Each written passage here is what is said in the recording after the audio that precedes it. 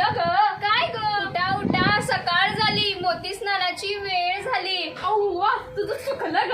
अगं काय ग? अगं तुझं पण काय चुकलं? उठा उठा, सकाळ झाली, निवडणुकीची वेळ आली. मी तेच पूर्वा बरोबर बोलली.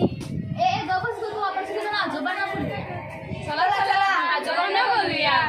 1 2 3 आजोबा. 1 2 3 आजोबा.